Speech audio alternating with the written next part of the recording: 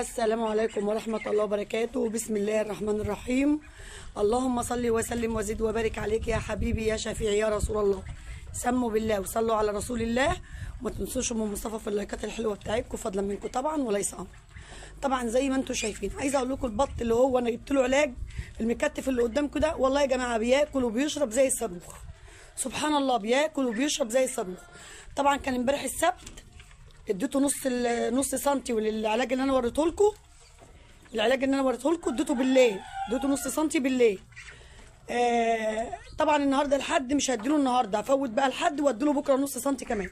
كل بطايه نص سنتي فوركاه يا جماعه، يعني هم مرتين، يوم ويوم لا ويوم ادينا السبت هندي الاثنين بس كده، مش الدكتوره اللي ما تديش حاجه تاني، بس هو لسه على الله. والله يعني عايزه اقول لكم هي الدنيا فكت شويه، بس مع بطتين اتنين يعني اللي قدام دي يعني اتحسنت وفي واحده ولسه واحده، فاحنا هندي الجرعه الثانيه بكره، واحنا برده لغايه الحقنا جبناه، لغايه علاج على الميه حطيناه، ف الله المستعان. وغليت قبل كده والله شيح، اول امبارح حطيت لهم شيح في الميه، والنهارده غاليه شعير اهو. بصوا هوريكم كل حاجه قدامكم على الطبيعه. انا حاطه لهم علف على خلطه يا جماعه، على صدف وحاجات من دي عشان الافتراس وكده، يعني حاطه لهم علف على صدف على دشيشه على عيش، اللهم صل على سيدنا محمد. وطبعا حاطين املاح معدنيه اللي هو الملح اللي موجود من عندك، او عايزه تحطي املاح معدنيه على الميه دي كالفوس حطي، بس انا حاطه الصدف يعني بديل للحاجات دي زي ما انتم شايفين اهو.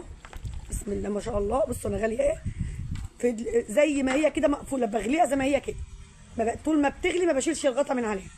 بعد مثلا نص ساعه حسب ما انت هتطلعي، هي مش هتفرق مع البط. بصوا يا جماعه ده شعير اهو، انا غلياه اوريه لكم برده دلوقتي، بس هنغسل البوله غسله حلوه، ونغسل الصينيه غسله حلوه، ونحط لهم الشعير ده كويس جدا غسيل كلوي.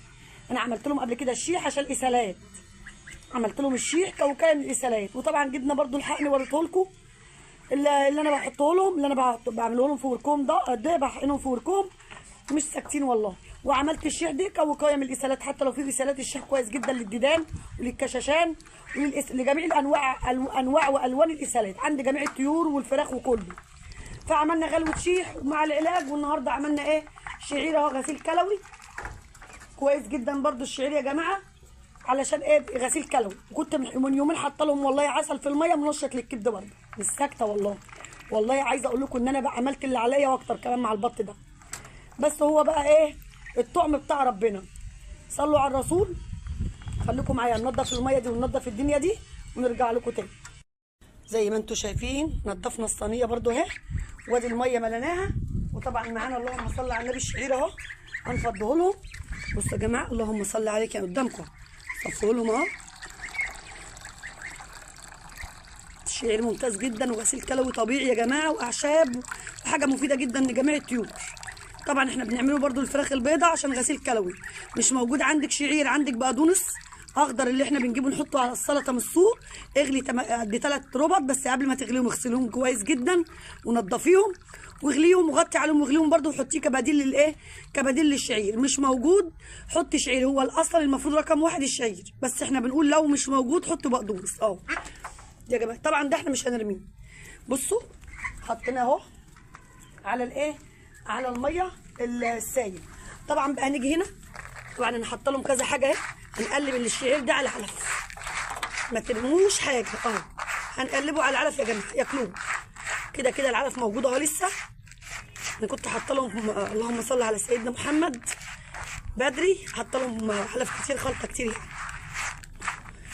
ما تمنعوش يا جماعه العلف، عشان البط المسكوفي بالذات يعني يعتبر ما بيترباش الا على العلف، او تخلطي بس لازم نسبه العلف تكون كبيره، لازم نسبه العلف تكون كبيره. بصوا حطينا هنا اهو برده، هنا في الجزء الثاني اهو برده زي ما انتم شايفين اهو. اللهم صل على النبي ما تخرجش، اصل انا سبت الباب مفتوح، والبط البيور ده عايز بصوا عايز ملقى يمشي، مش عاجبه الصوت هديه ومش عاجبه كمان.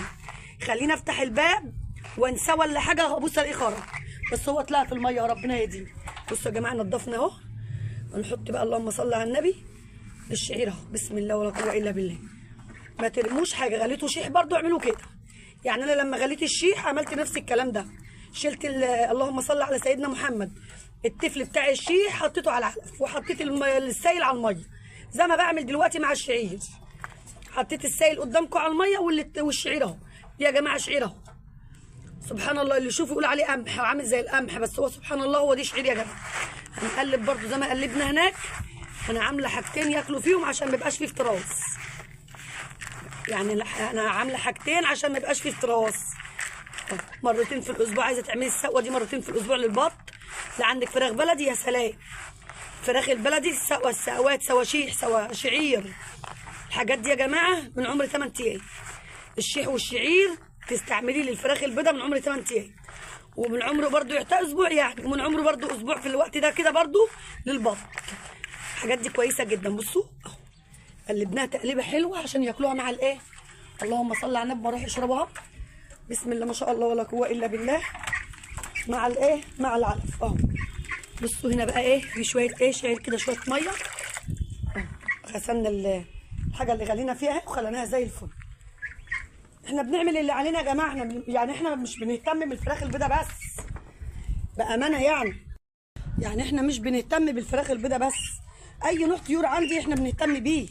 يعني في مشكله والله انا مش بسكت. بص انا حاطه لهم الاوضه دي مفتوحه بيبيتوا فيها بالليل. بقعد لهم اللمبه لمبه واحده بس 200 جوه حمراء، وبقفل عليهم الاوضه بالليل. يعني بعد المغرب كده او المغرب بيدنن اصلي ممكن المغرب او قبل المغرب بربع ساعه او ساعات بصلي المغرب واطلع اقفل ابيتهم واقفل عليهم الاوضه. يطلع النهار اسيبهم بقى. يعني انا حاطه لهم في الاوضه جوه تبن، وادي الاوضه طول النهار مفتوحه، وادي هناك برده مكان ما بياكلوا تبن. يعني برده لو عايزين بيروحوا كده بيروحوا البط البيور ده عايزه اقول لكم في الميه حيوان مائي، عايز ترعه كده يستحمى فيها. فاحنا كده كده مش بنهمل والله يا جماعه. وبعمل يعني اللي عليا قدام ربنا، بس بنرجع ونقول الطعم ده بتاع ربنا. انت ليكي نصيب في حاجه، ليكي مالكيش. يعني 3 بطات مكتفين والله. جبت علاج قبل كده اللي هو حطيته على الميه ما جابش نتيجه. دلوقتي لجأت للحقن ووريكم ساعه ما كنت ساعه ما نزلت لكم الفيديو بتاع الكتاكيت البيضاء الصغيره.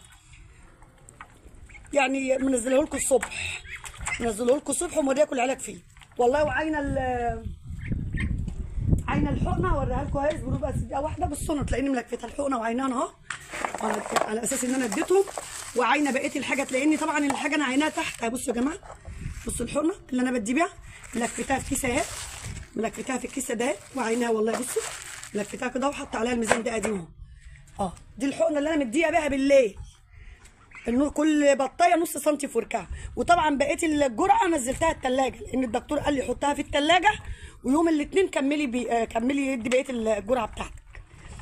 يعني انا مش ساكته والله، انا ما ساكته، بس هرجع واقول بنعمل اللي علينا والطعم بتاع ربنا. بصوا زي ما انتم شايفين اهو. سقوه ممتازه جدا، غسيل كلوي من الدرجه الاولى. والشعير كويس جدا يا جماعه برده والله العظيم لا غنى عنه. والشيح برده لا غنى عنه لجميع الاسهالات. في حاجات كويسه جدا يا جماعه والله العظيم. كوكايه حتى مش لازم ان يكون عندك فراخك او طيورك حاجه اعمليها. عايزه اقول لكم بسم الله ما شاء الله. الذكر بقى اللي كان فاير عندي اللي هو اللي بيشرب ده المسكوفي ده، اللي قلت لكم الرقبه بتاعته بنيه، تحسوا بسم الله ما شاء الله فايره. انا بقى صورته كده وبعته للدكتوره على الواتس، قالت لي ده مسكوفي بس فاير يا ام مصطفى. مسكوفي R41 برده بس هو فاير. هو بيبقى سبحان الله جاي حاجه كده بقى من عند بتاعت ربنا، جه حجمه كبير وفاير. لكن ده مسكوفي R41. فهمتوا يا جماعه؟ انا حبيت برده اكد المعلومه لاني انا كلمت الدكتوره وبعت لها صوره على الواتس، قالت لي لا دي مسكوفي برده. فده يا جماعه مسكوفي. برده حبيت اقول لكم لان احنا كنا محتارين وبنقول دي ايه ودي ايه ودي ايه. ماشي. بصوا بقى هناك اهو حطينا اكل وهنا اكل وادي الميه. يلا حبايبي ده الفيديو بتاعنا كان النهارده بقى. يا رب الفيديو يكون عجبكم رضاكم. بس بالله عليكم اللي شاهد الفيديو يحط لنا لايك فضلا وليس امرا. نبقى جزاكم الله كل خير. اشوفكم على خير واشوفكم في فيديو جديد. والسلام عليكم ورحمه الله وبركاته.